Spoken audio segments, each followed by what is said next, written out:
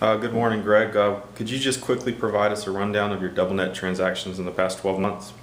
Yeah, we have 3 under contract. We've completed 9 for a total of 12 transactions, double net transactions in the past 12 months, primarily with Dollar General and Family Dollar as the tenants.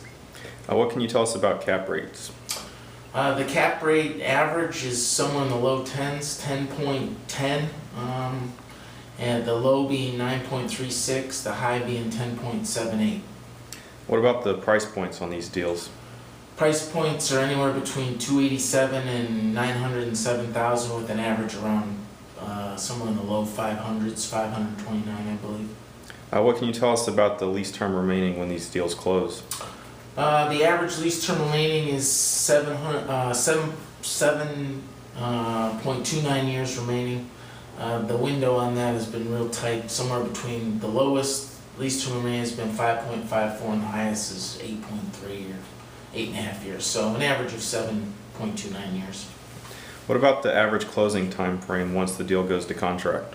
The average closing time frame is 60 days. 75% of these transactions have a financing element to them, so the closing time frame is taking a little bit longer than, say, an all-cash transaction environment that we were seeing the previous years. So it's right around 60 days. What have been the biggest hurdles and obstacles about getting these transactions closed?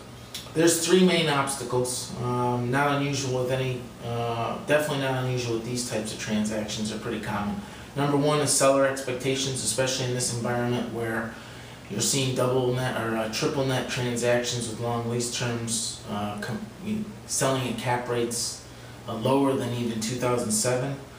So the market perception, there's definitely a disconnect, a little bit of a disconnect between the triple net and the double net. So seller expectations, due diligence, getting the due diligence information collected, because these are older properties, tends to be a little bit more challenging, and then delivering the due diligence once the property's under contract.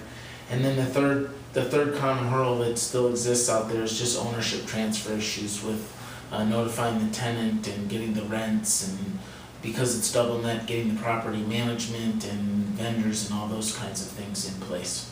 Thank you for your time and information. Thank you.